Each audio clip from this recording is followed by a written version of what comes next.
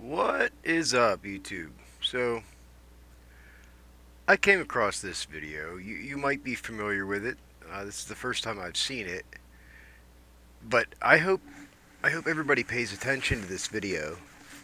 This is a very simple message that, unfortunately, um, will hit home for a lot of people, and also, unfortunately, a lot of people never think about this. The people who who've never had injustice done to them, right? They don't think about the injustices done to others because it just doesn't affect them. So let's watch this video and we'll go from there.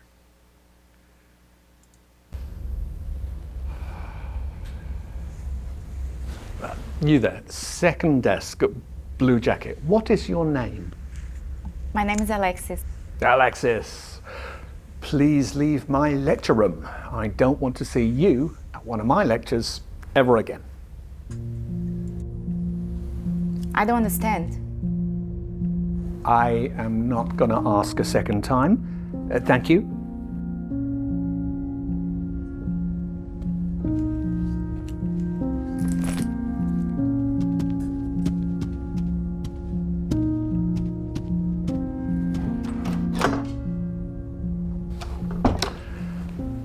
Why are there laws?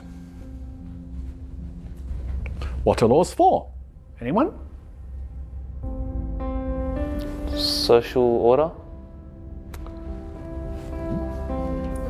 To protect a person's personal rights. So that you can rely on the government? Justice? Thank you. Tell me, was I unfair to your classmate just now? Indeed I was. So, why didn't any of you protest? Why didn't any of you try and stop me? Why didn't you want to prevent this injustice?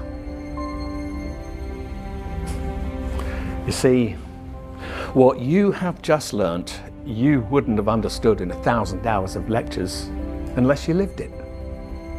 You didn't say anything because you weren't affected yourself. And this attitude speaks against you and against life.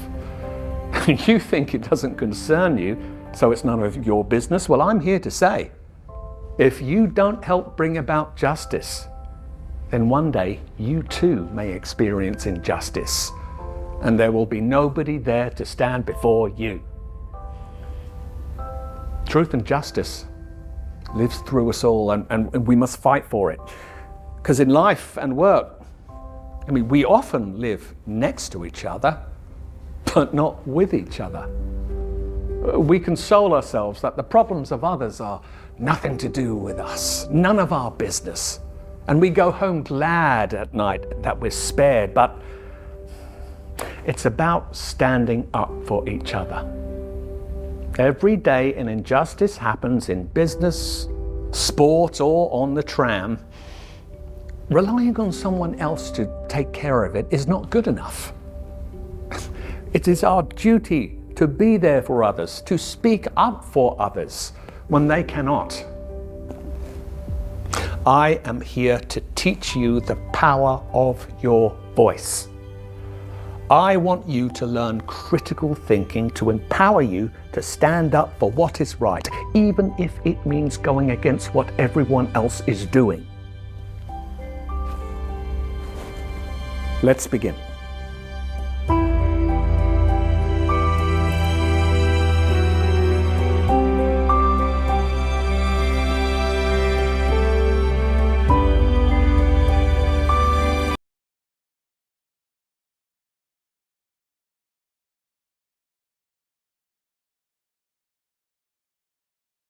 Alexis, please leave my lecture room. I don't want to see you at one of my lectures ever again.